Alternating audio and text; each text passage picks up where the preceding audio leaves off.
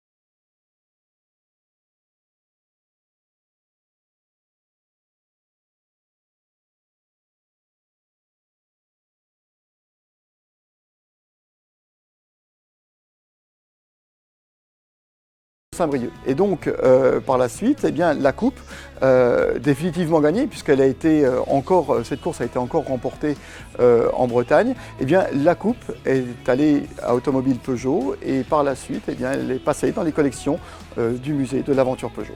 Vous l'aurez compris, ce trophée occupe une place d'honneur dans la riche collection de Peugeot, notamment pour la valeur symbolique qu'il représente. Après avoir passé en revue les trophées, les moulins à café, les vélos et les modèles qui ont marqué l'histoire de l'automobile, nous voilà lancés dans un voyage France-Italie pour un passage de relais entre notre rédaction française de MotorOne.com et celle de nos cousins transalpins. Bâle, Lucerne, Lugano et le tunnel du Gothard après une traversée complète de la Suisse et un rapide passage par Milan, notre première étape s'achève à Rome après déjà 1000 km de route. Nous passons le témoin et la Peugeot 208 à l'équipe de Massimo, que 1000 km de plus séparent encore de Palerme. L'objectif, l'édition 2019 de la Targa Florio Classic, où nos confrères seront engagés à bord d'un ancêtre de la 208, une 204 de 1968. Bien sûr, penser à réitérer le succès de Boileau est impensable, non seulement à cause du format complètement différent de la compétition, mais aussi parce qu'ils auront affaire à des spécialistes de la régularité. Mais il est encore trop tôt pour vous parler de rêve de gloire et du dénouement de l'épreuve. D'abord, il nous faut parler de cette nouvelle 208. Une belle page d'histoire, mais juste avant de la revivre au volant d'une Peugeot 204, intéressons-nous à la manière dont cette nouvelle 208 se conduit dans une grande ville italienne, la ville éternelle, Rome.